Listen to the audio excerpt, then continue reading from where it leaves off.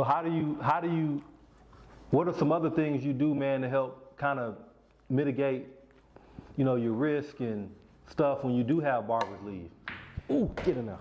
Well, it's like a system I put in place, and this course I got out now.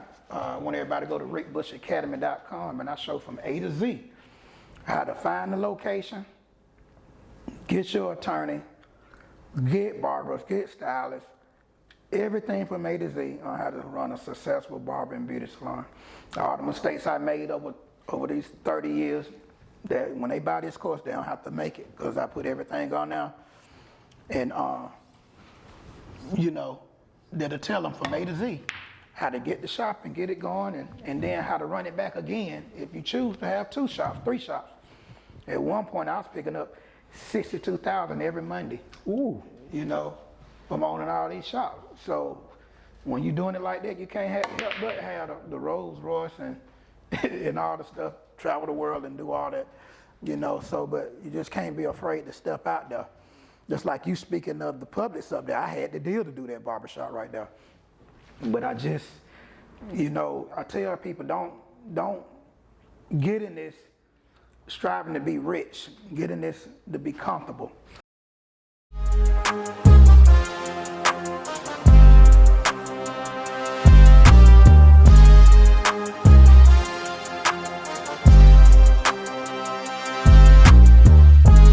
What's up, guys? This is Gene Johnson, and welcome to the Geno J Podcast. On this podcast, I interview other successful entrepreneurs who are really making some big moves. And on this episode, I have a very special guest for you. This guy has been an entrepreneur since the early age of 12. At one point, he had more barbershops than anyone else in Atlanta. He's had barbershops all over the United States of America, and he's made millions. I'm pleased to introduce today's guest, Mr. Rick Bush. What's up, Rick? What's happening? Man, appreciate you coming to the show, man. Good to be here, bro. Yes, sir. Yes, sir. You play pool? Yes, sir. So on this podcast, man, I like to interview other successful entrepreneurs like yourself over a game of pool. And we like to just drop some knowledge, man. Just drop some knowledge. But before we get started, tell me a little bit about who Rick Bush is, man, and how you got into entrepreneurship. Man, I've been in this game for about 49 now, man. I've been in this since about 33 years now, man. It's funny being downtown Atlanta right now. This is where it all started at. Cutting hair at my grandmama's shop, learning from her. She had her own shop back then, and it just put in me to want to do my own thing. That's how I got going, bro. Gotcha. I met a guy a few weeks ago, actually it's been about a month ago, and he said something really that made me think.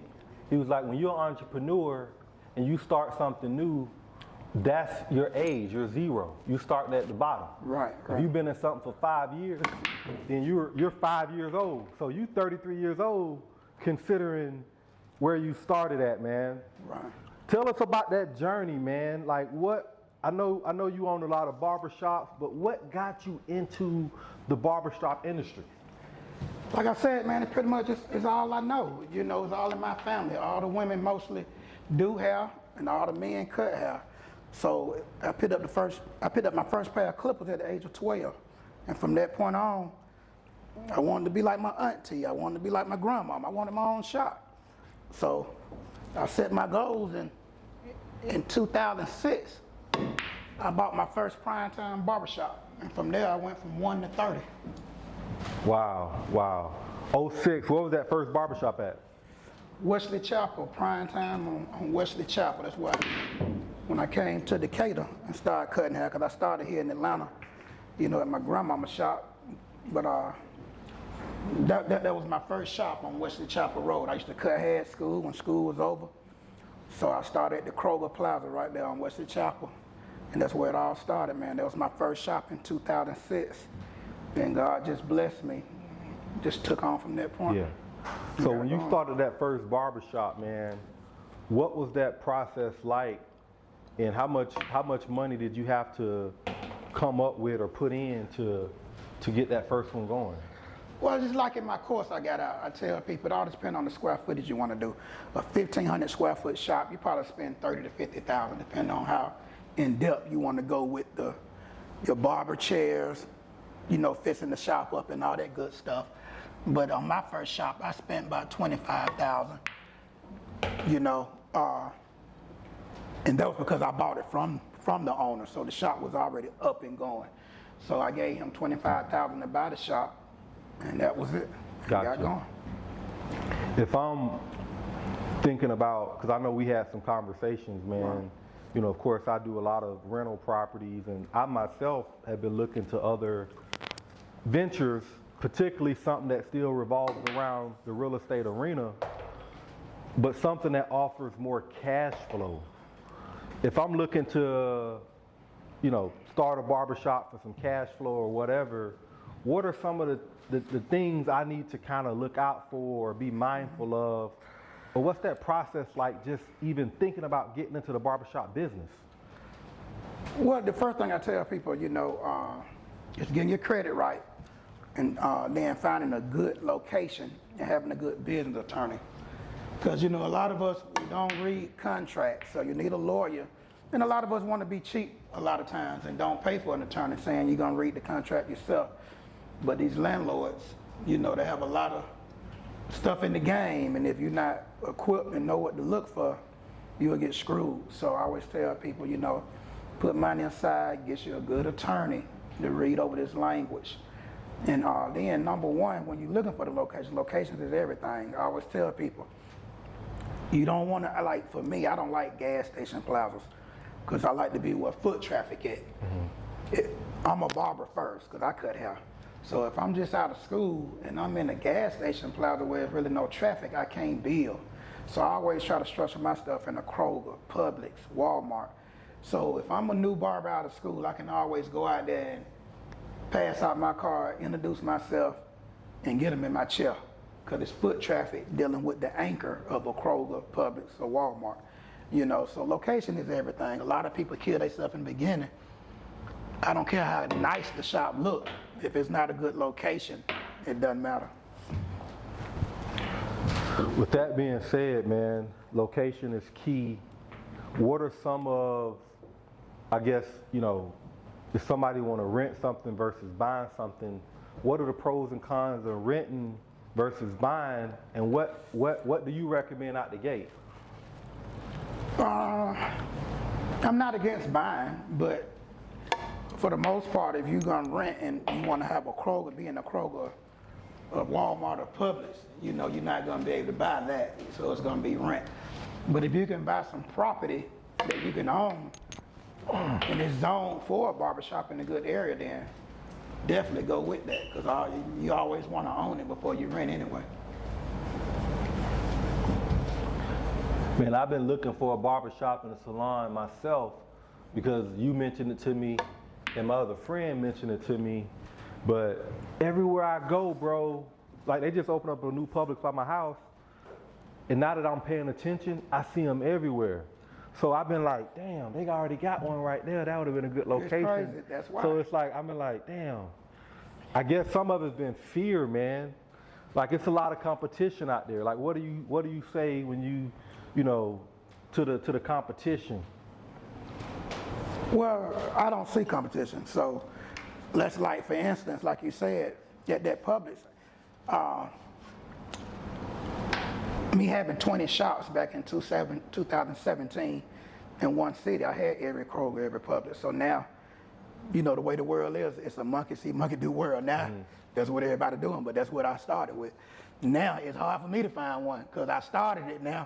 Everybody getting a shop in a plaza, you know. But, you know, it's just, you got to just ride and not be afraid, you know, because anything I do, I tell people all the time, I be nervous at night. Some nights I don't sleep.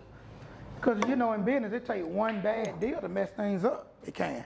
And, you know, but I learned to just pray over it and do my due diligence, meaning having my attorneys in place, finding a good location. Then I learned to just let God be God, you know, because it got to the point, man, you know, people think being an entrepreneur is easy, but a lot of stress comes with that, so I just learned because once I got on 3 blood pressure pills, man, I said, look, either I'm gonna make money or I'm gonna die. And I don't wanna die. I got kids, I'm gonna have grandkids.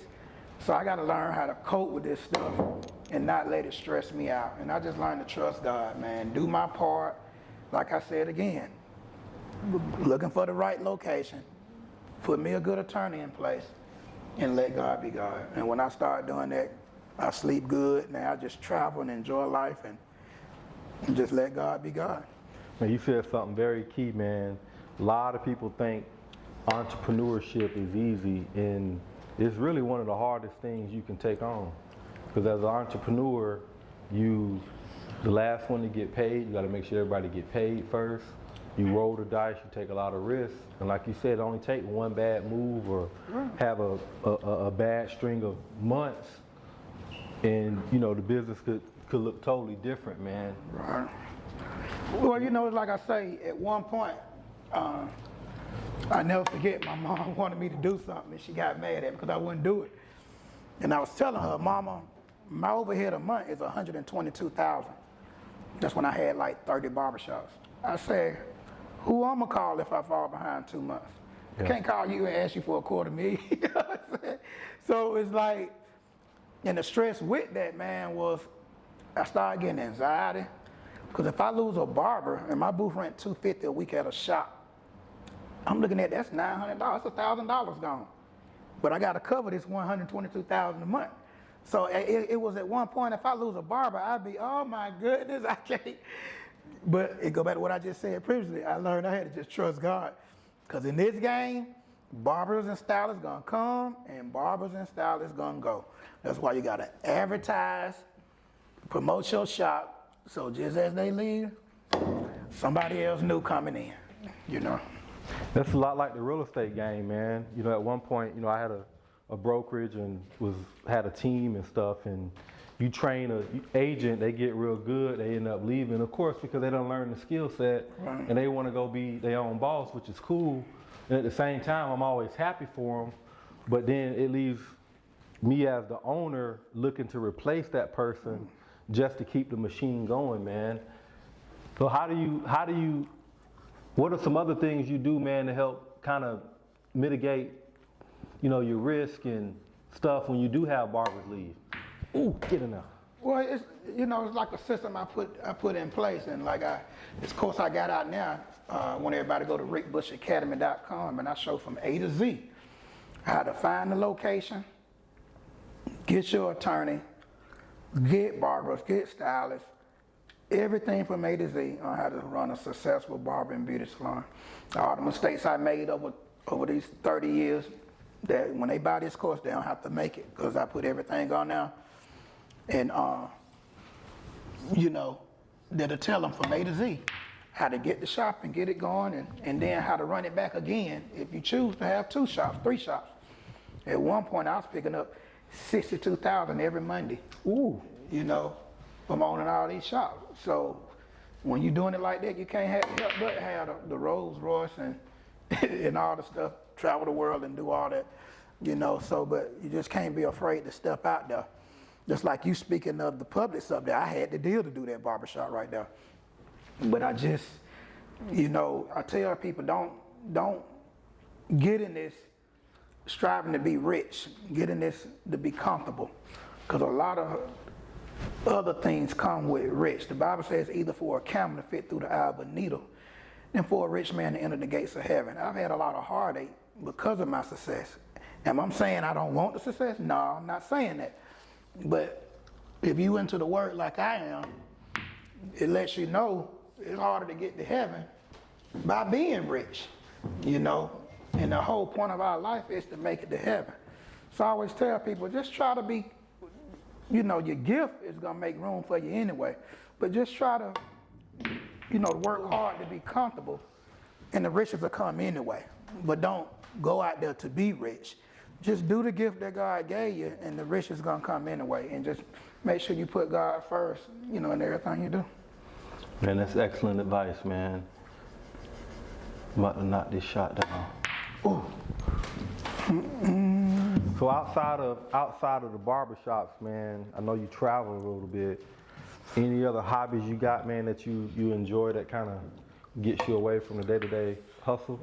Yeah, my stress reliever, like I said, it's traveling, but number one is baseball. I grew up playing baseball at Gresham Park from 5 all the way up. I coached my boys 28, 23. I coached them T-ball. Now I'm back down at Gresham coaching some 12-year-olds. That's my relief. When I get out there with them kids, man, I don't want to think about no barbers. I don't want to think about no booth rent. I just love giving back to kids, you know, and I know that's my gift. You know, my son, who's 23, was diagnosed with cancer 11 years ago. They gave him 30 days to live, diagnosed with a rare form of leukemia. St. Jude had only treated 3 kids in the world with the form he had. Gave him 30 days to live. The first person I met, me and my wife walking in St. Jude's door, was a hospice nurse preparing my son's funeral. And I didn't want to talk to her, so I was very rude to her because I was trusting God to be God. And he's here today, just graduated from FAMU last year. And he owns 2 barbershops now. My 28-year-old owns 2 barbershops. Because the Bible says we leave things for our kids. So my kids are already set up. My baby girl graduating next year. I'm working on her hair salon now. She'll have 2 shops as well. And just setting them up, you know. So that's just what it's about with me, man. Just setting my kids up, getting out there on that baseball field. We got a big tournament this weekend. I'm supposed to be in New York now for the big fight this weekend, but I didn't want to miss baseball. So yeah. I'm going to be out there with with my babies. Now, I see a lot of stuff, man, I guess it's always been around. I guess because I have 4 daughters and, you know, they starting to get their nails done. My wife getting her eyelash done. Do any of your shops include that, or has it just been mostly like hair and stuff? Mostly just the hair. Now, my daughter's shop that we're doing now, that I'm doing for her, is going to be everything. Because my daughter does, you know, the makeup and lashes. So we're going to be doing everything. Nails, everything, you know, but that'll be the first time that we do all that. What's the mindset, man, somebody needs to be successful in the barbershop space? Barbershop space, mindset to be successful. Don't look for it to come right away. I feel every business take 3 years to really get going. You know, I think it can be a little faster now with the social media, you know, the Instagram. Yeah. It can speed it up, but you know, just being at work, like I tell the barbers, if the door say you open at 9, you need to be open at 9. If it say you close at 10, you need to close at 10. Don't open at 10, but the door say 9. You know, when I was cutting hair, I used to be there. You know, I worked from 9 to 10:30. Then on Saturday morning, I'd be there at 6:30 and work to 10 at night. So it's no coincidence on where I'm at today. I put the work in, I laid the foundation. So now I can just sit back and chill, you know, but I did a lot of hours. I did not have a teenage life. I dropped out of high school at 15 because I was in the streets dealing drugs, you know, and so when I got out of prison, I asked God to give me that same drive that I had to do wrong, to do right. And once he delivered me from that, because people don't understand, when you're selling drugs, you just like the dope fiend. Everybody got that weakness. Their weakness is the drugs, but yours is the money. You know, so unless God deliver you from that, you're gonna just be stuck doing it, you know. So so that's the thing that I tell guys, just, you know, just stand on with that white ball. Yeah, but just stand on that path, man, and moving forward from now on, man. Now, with you being around so many kids, man, because I think back to my childhood, and I look at guys that I went to school with, man, and some of them were bad as hell in school and lazy. And in my mind, I'm like, man, that boy ain't gonna be shit. Do you see that in some of the kids that you have out there, man?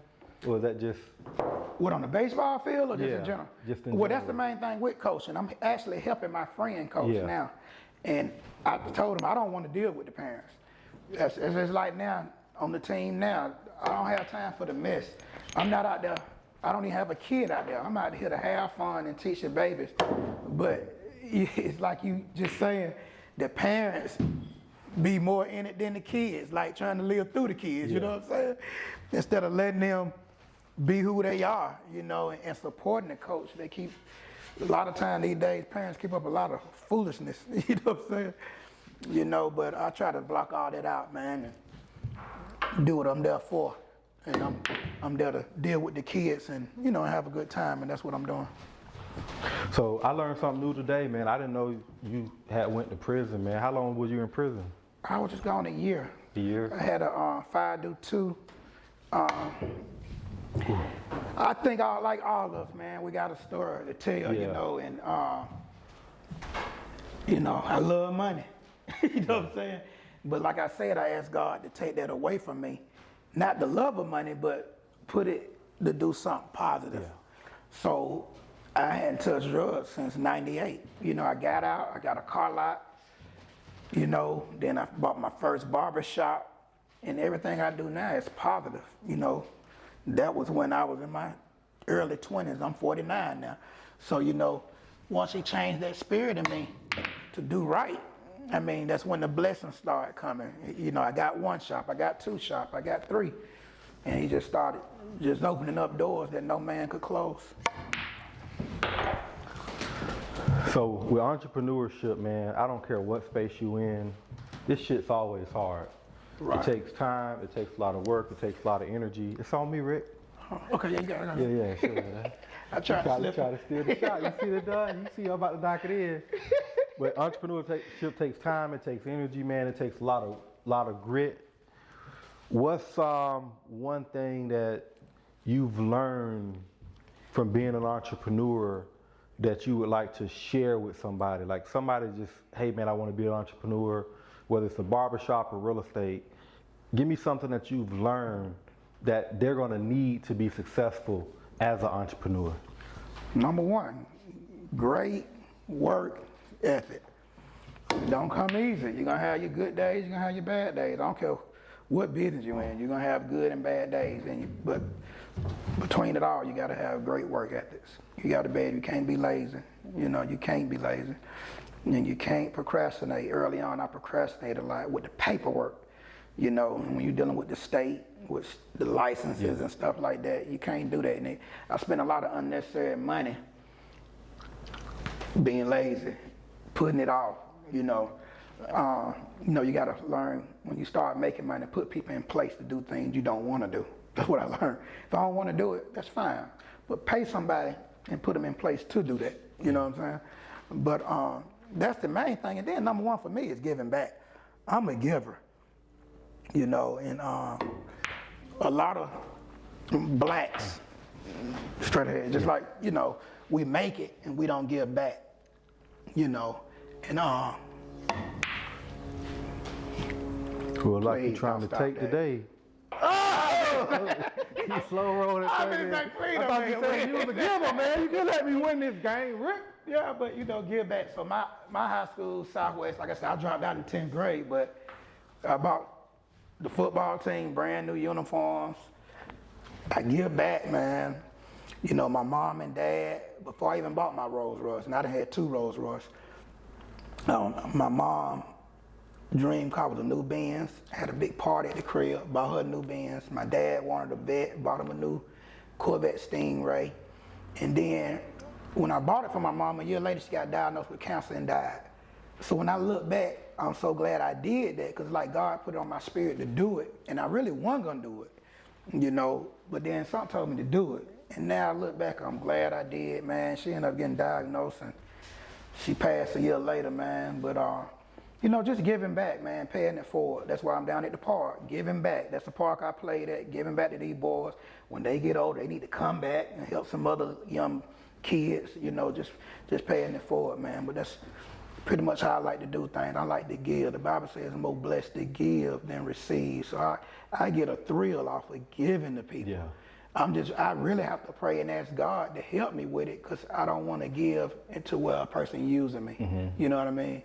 But I just like to give, man. I like to see people happy. You know what I mean? How do you balance that with family, man? Because, you know, what I found is that when you get successful, you got family and friends and stuff come out the woodwork. Sometimes they have these ideas they want you to invest in or just need money. And I found myself, you know, in situations where I ain't gonna say I've overgive, but you give, and then I gotta figure out like where to kind of sometimes draw that line, man. Right. How do you balance that? It's funny you asked me that, but you just really said it. You gotta draw the line. Because it's funny how life is. We'll have more people we went to school with and friends that root for us than our own family. Yep. You know, and that's crazy. I'm not really as close to my cousins and stuff that I feel I should be. Because I don't know if it's jealousy or whatever, but it's like I get more love from friends than my own blood. So that's why I tell people, blood don't make your family. Yeah. People that wish you through hard times make your family. You know what I'm saying? You know, and I love my family and all that, but I get more love from them. And my family members, you know, I've lent money, they don't pay you back, with a smile in your face.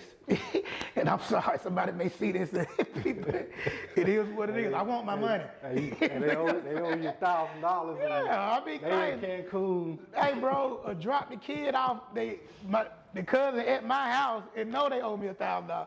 But you know, they know I ain't gonna, you know, it's family, so what you gonna do? You know what I'm saying?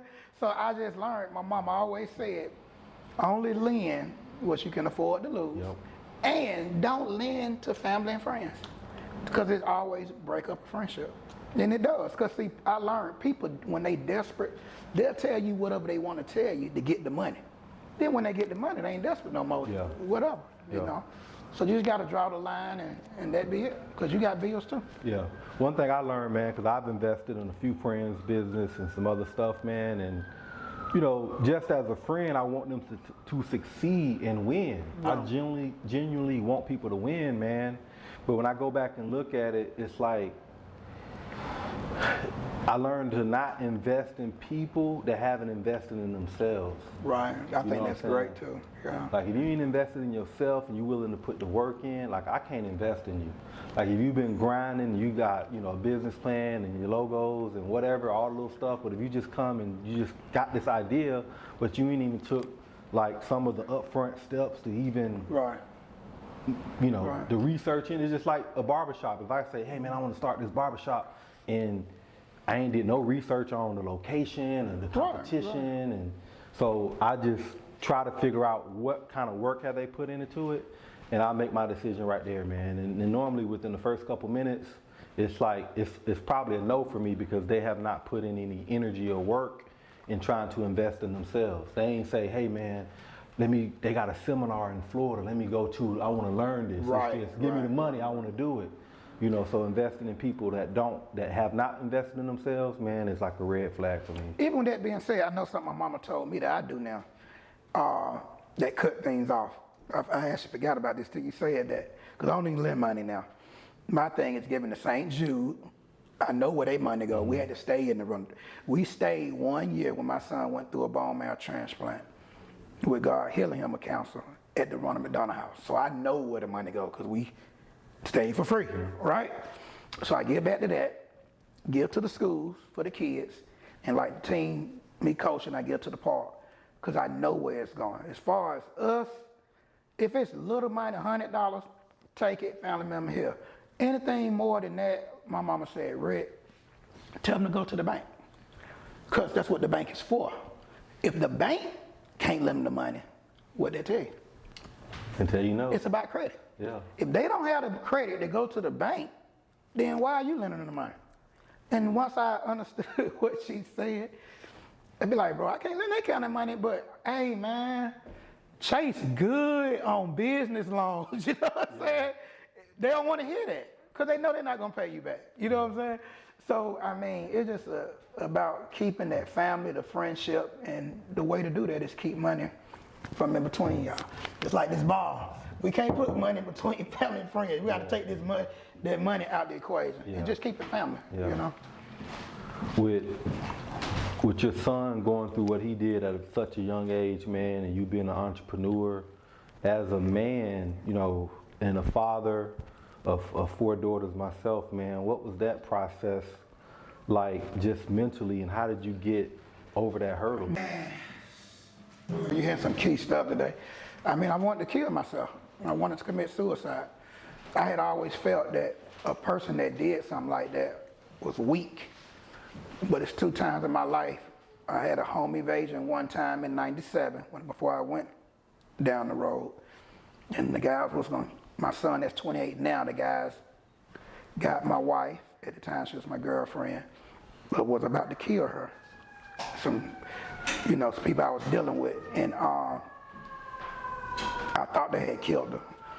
And I wanted to kill myself then. And then when my son was diagnosed with cancer, because I just couldn't see myself burying a son. Yeah. And when they said 30 days to live, we were just at the baseball game out by Scottish Rite. He stole from second to third, and he was real tired. I'm the third base coach. My mama said, well, just take him to the doctor. We left in between games, and they rush in the room and say, the doctor was crying when they told us. Usually the doctor hold themselves together. It's leukemia, it's a rare form. If we don't move fast, he got 30 days. And I had already, late at night, you see the St. Jude commercials, but you never think it'd be you. Yeah. So I remember St. Jude, and my family members called me St. Jude, So we called St. Jude, and it was so rare, they took the case, they flew us out to Memphis. We was there Saturday, in between baseball games. We didn't go home till that Thursday at Scottish Rite, packed our clothes, and then come back a year later. So my whole life was just, good thing I owned, I think, 2 shops at the time. Yeah. Actually, I had just opened up a barbershop when we went to Memphis, the one on Flat Shows on Flakes Mill. And with being at St. Jude, that's what got me to do shops around the United States, because being away from home. See, it's funny how God worked. Yeah. God used that situation to open my mind up to something bigger and better. So with being away, I'm like, man, I'm able to run these shops away. So when I got the plug and started doing, now then I look up a few years later, I got shops all over. And I had, from the system I put together, from my son being sick. Yeah, that's a dope testimonial, man. I know earlier in the conversation, you said at one point every Monday you was picking up 62,000. Yeah. That's a lot of bread. Yeah. But with that being said, it's also a lot of responsibility, right. A lot of other stuff.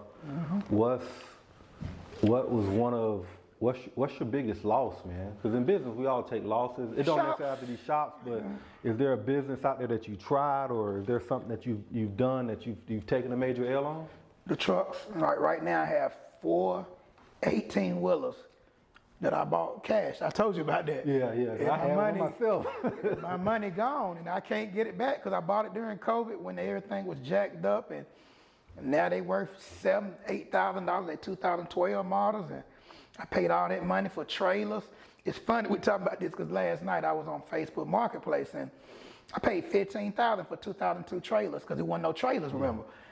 They got them in there for $500 now, trying to give them away. Damn. So it's like, I'm sick now that I spent $250,000+ that I can't get back. And I'm like, what I could do right now with, you know what I'm saying? But one of my sons finna go to school to drive trucks. So we're gonna get the money back. It's just gonna be a slow roll, you know what I'm saying? That just goes back to that hustler mentality, man. Because like when you open them barbershops, it was like, okay, boom, boom, boom, boom, boom. You saw the truck, let me get 4 of them. Because that's what a hustler always You already know what I did. You know what I did. Because I think the same way. Once I see something, I'm trying to see, can I double it or triple it or scale it. My wife got on me. Why did you go? Even my friend. Why, man, Rick, why you buy that many at one time? Well, if it's not broke, why try to fix it? I was doing what I did with the shops. I was creating a residual income. I tell people the key to success is creating a residual income. Once I would do a barbershop and be broke, and my mom and wife be like, we don't have no money. I say, just wait. This weekend when I get booth rent from these 2 shops, we'll be good. Then when I build it, get another shop. Why you keep? But once we got about 5 of them and 20 grand coming in every week, she like, oh, I say, now you see what I was doing. So my concept with the trucks was I had the liquid to do it, Just went and bought all them, bought the dually. I had 5 and all. Actually, it was 6 because my driver wrecked one. I bought 5 18-wheelers with a dually. And PJ was doing the dually for me. And about 6 of them things, spending that kind of money I was trying to get the residual like I was doing with the barbershops. Because at the time I was bringing in off 1 or 2 trucks, $3,000 a week during COVID. So I said, if I got 6 trucks, that's 18 a week. I'm doing better than my barbershop. I was finna do another monster. But God had different plans. You know, it didn't work out. But that's the life of a hustler. Life of a hustler. You're gonna take gambles. I know you also invest in real estate, man. You flip houses and some other stuff, and we talked about probably doing some bills in the future together. What's been real estate? What's been the real estate game like for you? That did great. I hadn't done nothing like I was telling you since probably 2021. I haven't been harder to find deals on my end as it has. But I did great with that. You know, buying, fixing them up and flipping them. I have my crew of people, the same guys that was doing my shops. Because, you know, me and you in the same line of work, really. You know what I'm saying? So really what you do in the shop, while I was telling you, it's the same thing. Because you do real estate. They both real estate. It's mine is commercial end, yours on the residential end, you know what I'm saying? And you're a businessman from, you know, you'll get it. But that's pretty much it, man. Just, you know, in that aspect at least. Yeah. Before I let you go, man, and one last question, actually a couple last questions. Anybody out there looking to get into the game of barbershops, man, how can they reach you? You can reach me on IG at PT Barbershops Worldwide on IG, Facebook, PT Barbershops Worldwide as well.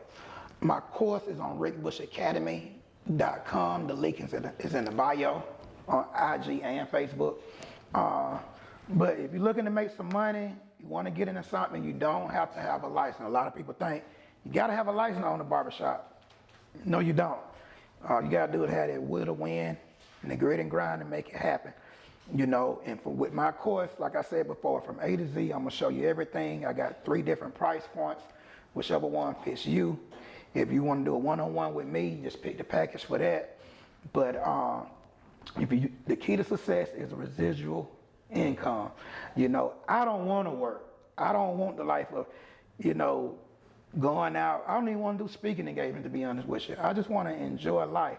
And when you set and get that residual income, whether you in Egypt, I was in Egypt last week. On Monday, I just look at my phone, glean, glean, glean, cash out, chase account, money coming in. That's when you living. When you don't have to do nothing and you can be wherever you at and the money still coming in. Go to that link now, rickbushacademy.com, buy my course. You won't be sorry. I've done it. Nobody has done it like me. At one point in 17, I had 20 shops in one city. That never has been done before. You know, so learn from the best. That's what I always tell people, man, because we have a coaching program, me and my partner KP, and anytime in life, whether it's real estate or a barbershop, you need to find the person that's doing what you want to do and tap into them or find you a mentor. Right. We say this phrase all the time. If you're in Atlanta and you want to get to California, you got several options. You can walk out there, that shit gonna take you forever. You can test the Greyhound, you can, you know, rent a car, or you can get on this private jet and fly out there. Because life is short, man. And the thing about business is what you're doing today may not work tomorrow. So by the time you learn a skill set, the industry could have changed or shift, and you don't even know about those shifts now. You always playing catch up. So if y'all are interested in learning how to do barbershops, Rick Bush is your guy. Man, I appreciate you coming on this episode, man. Dropped a lot of gems. Oh, and one thing I want to say too, y'all. I'm gonna give you a quick play. You got a 10-chair barbershop. Booth rent $200 a week. Each barber, you got 5 barbers here, 5 on this side. 1, 2, 3, 4, 5 stations. Give you a quick play. $200 a week. 10 barbers, that's $2,000. 4 weeks in a month, that's $8,000. You rent over there $3,500 with the utilities. Let's say y'all $4,000. Your profit is $4,000. Rerun that, run it back. If you want 2 shops, now you got $8,000 profit. That's how you do it. It's just that simple. Make it happen. Appreciate the game, brother. Appreciate you, bro. Yes, sir. And that's a wrap.